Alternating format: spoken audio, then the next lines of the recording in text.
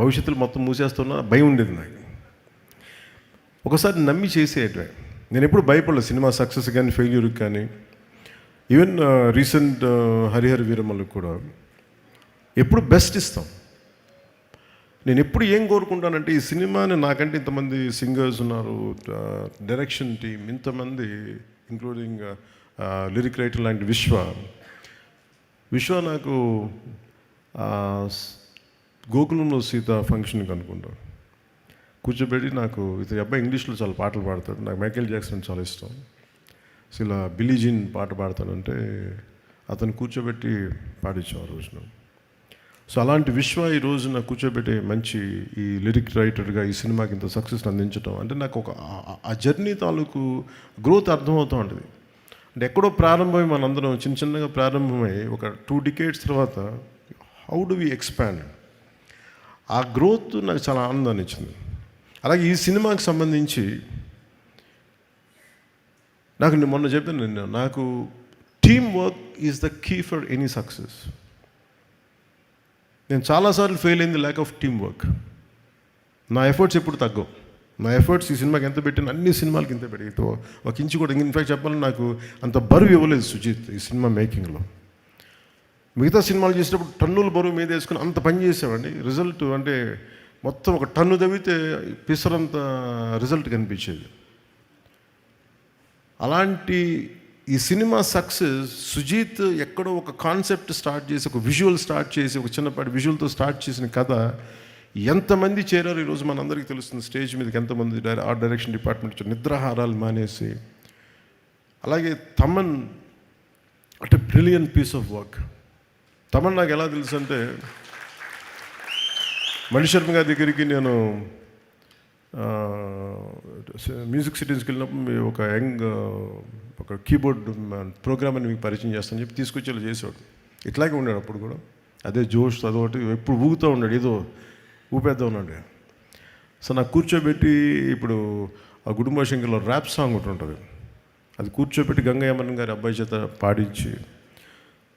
So అంటే నాకు ఆ రోజు నుంచి దాని ఇండివిజువల్ మ్యూజిక్ డైరెక్టర్ అయ్యి and phenomenal music. But Thaman has done is magical job.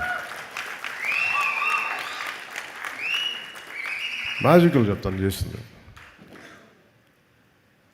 అలాగే నవీన్ నూలి గారి ఎడిటింగ్ ఎంత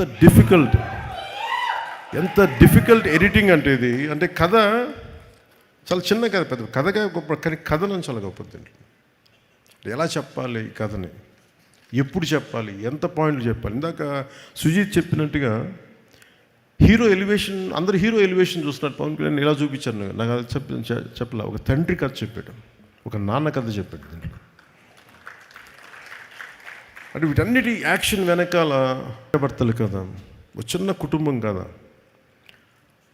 అది అందరూ యాక్షన్ ఎలివేషన్ చూస్తున్నారు. కానీ నేను సుజీత్లో సెన్సిటివ్ డ్రామాని చేయగలిగే ఒక గొప్ప దర్శకుని చూశాను నేను ఈ సినిమాలో. అలాగే ఏఎస్ ప్రకాష్ గారి ఆ పీరియడ్ తీసుకెళ్ళడానికి మనస్ఫూర్తిగా మీకు చాలా చాలా బాగా చేశారు ఏఎస్ ప్రకాష్ గారు. అండ్ మెయిన్గా చెప్పుకోవాల్సిందంటే దీంట్లో హెడెడ్ బై అశ్విన్, మన direction team headed by creative head Ashwin and rest of the direction team. మీరు ఎంత హార్డ్ వర్క్ చేశారు. ఎందుకంటే I wish I could had team like this when I was doing Johnny. అంటే నేను ఒక కాషన్ ఇస్తాను మీ అందరికీ, don't drown your self in success. ఎందుకంటే సక్సెస్ రాగానే నేను ఫేస్ చేసినట్టు చెప్తాను. ఖుషి అయిపోగానే ఆ సినిమాలో భాగస్వాములను ప్రతి ఒక్కళ్ళు, నేను ఎప్పుడు టీం వర్క్ నమ్మేవాడిని. నాతో ఉండే టీం అందరూ they thought they are it's because of them. నేనే లేకపోతే ఈ షాట్ వచ్చినది కదా, నేనే లేకపోతే ఈ ఇట్లా విడిపోయారు అందరు. నాకు జానీకి స్టార్ట్ చేయకముందే నాకు తెలిసిపోతుంది టీమ్ స్పిరిట్ లేదు ఈ సినిమాకి. నిస్సహాయతతో తపన పడేవాడిని. అంటే ఈ సినిమా చేసేటప్పుడు ఒక దర్శకుడు, ఒక రైటర్ కూర్చోబెట్టి చేసేటప్పుడు ఆ ఇన్స్పిరేషనల్గా కథని తీసుకెళ్ళేటప్పుడు ప్రతి ఒక్కరు పక్కనే ఉండాలి, ఇంకా బాగా చేయగలం. దీన్ని ఇలా చేద్దాం, ఈ చేద్దాం, ఇంకొంచెం ఇంప్రూవైజ్ చేద్దాం, లేదంటే ఆ డైరెక్టర్కి ఉన్న విజన్ని మిగతా వాళ్ళు కనుక వెనక్కి లాక్కుండా ఉంటే చాలు, he will take it forward. So నాకు ఆ లోటు ఉండిపోయింది, నాకు జానీ నుంచి నిస్సహాయత ఉండిపోయింది. అంటే ఈ సినిమా తాలూకు ఏంటంటే ఒక స్టాండర్డ్ సినిమా కాదు ఇది, but it is an actual regular commercial cinema with lot of beautiful action sequences, drama, design, action అంటే well designed choreography, action choreography. కానీ ఎక్కడ కూడా ఒక ఫార్మాట్లో ఉండదు, ఒక రెగ్యులర్ కథలా మన తెలుగు సినిమాలో ఉండే కథలాగా నెరేటివ్ స్టైల్ అలా లేదు. అది తీసుకురావడంలో Sujeeth has done 200% job, fantastic. అంటే నేను యాక్టర్ అంటే నాకు మొదట నాలో రెస్పాన్స్ ఉండేది సినిమా చూస్తున్నప్పుడు, కానీ నేను ఈ సినిమా చూస్తున్నా ఒక టెక్నికల్ మనిషే ఉంటాడు బయట. సో నాకు యాక్టర్ కంటే ఫస్ట్ నాలో ఉండే ఈ టెక్నీషియనే ఉంటాడు ముందు. పాసిబిలిటీ ఉన్నప్పుడు చదువుతాను, పాసిబిలిటీ ఉన్నప్పుడు సినిమాలు చూస్తుంటాను. So I quite updated, I keep on updating my self. So అందుకు నాకు తమన్ని మన సుజీత్ని చూస్తూ ఉంటే what a brilliant young director అనిపించేది నాకు. వాట్ ఎ బ్రిలియంట్ గా. అంటే దానికి ఇందాక తను చెప్తా, నేను ఇది ఫస్ట్ నేను జానీ అని రాశానంటే అలా చెప్పుంటే సినిమా చేసేవాడిని కాదేమో నేను. ఎందుకంటే సక్సెస్తో అంటే కాకపోతే తను నాకు ఎక్కడో నా జీవితంలో ఒక చిన్నపాటి ఒక గిల్ట్ ఉంటుంది. నేను ఇంకొంచెం తప్పన పడి చేస్తుండాల్సింది, నేను ఇంకొంచెం అందరినీ నో చెప్పి చేస్తుండాల్సింది అని ఎప్పుడో గిల్ట్ ఉంటుంది నాకు. ఆ లోటుని సుజీత్ తీర్చాడు నాకు ఈరోజు.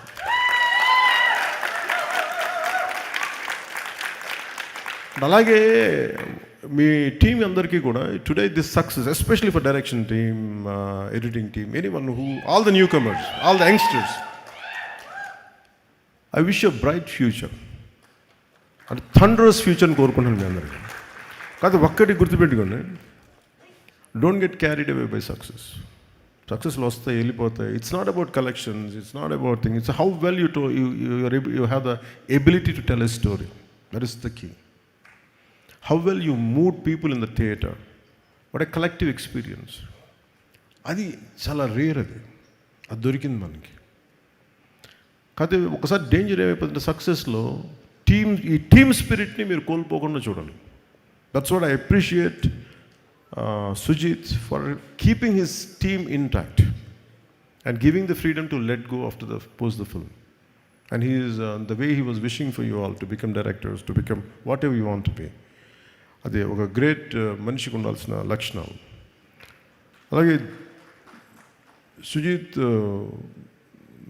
జానీ అని చెప్పి ఆ గన్ పెట్టినప్పుడు నాకు ఇలాంటి చాలా ఎబ్బెట్టిగా ఉంటుంది చేయడానికి. ఇవన్నీ కత్తి పట్టుకొని ఆడియో ఫంక్షన్ రావడాలు నాకు రియల్ లైఫ్ నాకు చేయడం నాకు చాలా చాలా ఎబ్బెట్టిగా ఉంటుంది. బట్ నాకు అనిపించింది హరిహర వీరమలు ఫిల్మ్కి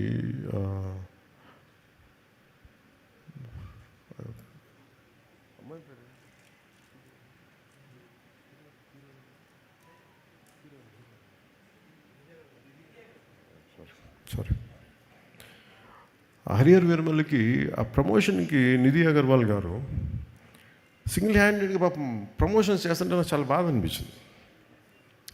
అమ్మాయి ఒంటరిగా చేసేస్తుందని చెప్పి నేను ఆ బాధ్యత తీసుకున్నాను. అంటే ఒక సినిమా చేయాలంటే ప్రొడ్యూసర్స్ ఎంత చేయాలి, డైరెక్టర్స్ ఎంత చేయాలనేది ఓజీ సినిమా చూపించింది, ఎంత నిలబడాలనేది. Especially the direction team, the Thaman's team, మీరందరూ ఎంత కష్టపడ్డారంటే దీనికి.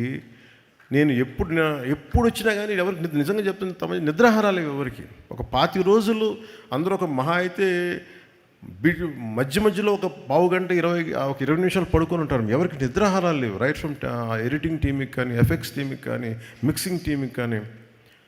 నాకు అనిపించింది వీళ్ళందరి కష్టాన్ని చూసి వాళ్ళు ఒకటే అడిగారు, నన్ను చిన్న కోరిక అడిగారు, నువ్వు బ్లాక్ డ్రెస్ తీసుకుని కటన పట్టుకురావు కింద నుంచి మేము అలా చూసుకుంటాం అంటే.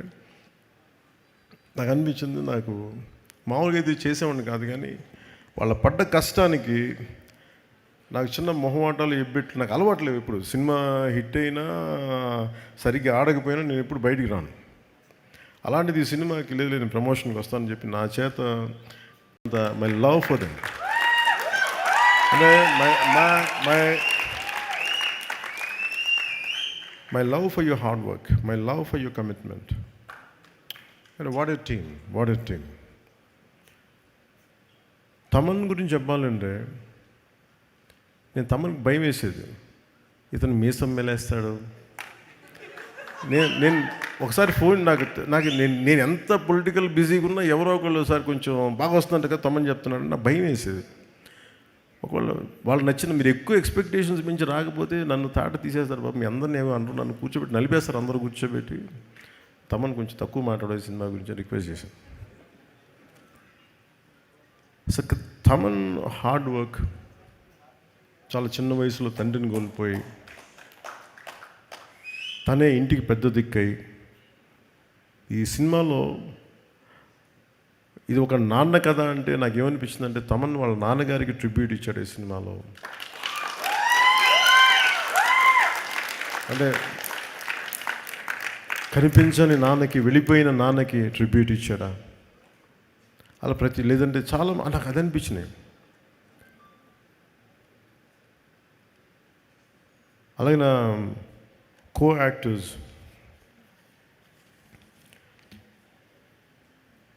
First let me start with Prakash Raj గారు. నేను సినిమాలో ప్రకాష్ రాజ్ గారు ఉన్నారు, మీకు ఏమన్నా నన్ను అడిగారు ప్రొడక్షన్ వాళ్ళు, మీకు ఏమైనా ఇబ్బంది ఉంటుందా అంటే సార్ నాకు అసలు ఇబ్బంది ఉండదు ఎవరితోటి. నా పొలిటికల్ అభిప్రాయాలు చాలా బలంగా ఉంటాయి.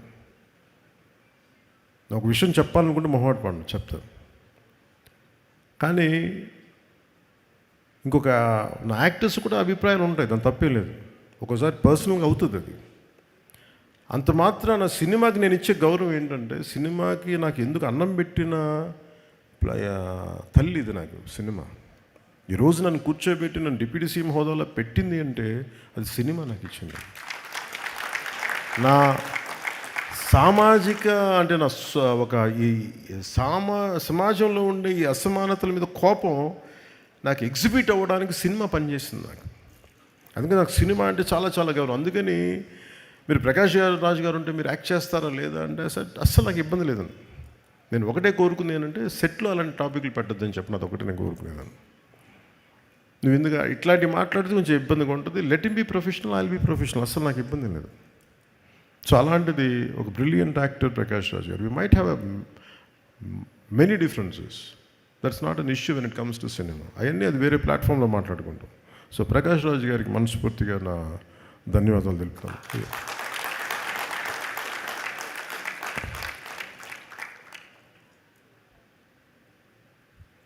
ఇమ్రాన్ హష్మీ గారికి నేను మొన్న అడిగాను, ఇమ్రాన్ హష్మీ గారిని కలిసినప్పుడు అడిగాను, ఎందుకు మీ సినిమాల్లో మంచి పాటలు ఉంటాయి, వాట్ డూ యూ కాంట్రిబ్యూట్ అంటే, లేదు నేను బాగా కోరుకుంటున్నాను బాగుండాలని. Great actor, a brilliant performer, the well-groomed man, handsome actor. ఆయన హీరోగా ఉండి సినిమాలో యాంటీ హీరోగా అంత మంచి పాత్రని మలిచినందుకు సుజిత్ గారికి, ఆయన బాగా చేసినందుకు వారికి my whole hearted congratulations to Emraan హష్మీజీ. శ్రీయారెడ్డి గారు uses to do what do you call it,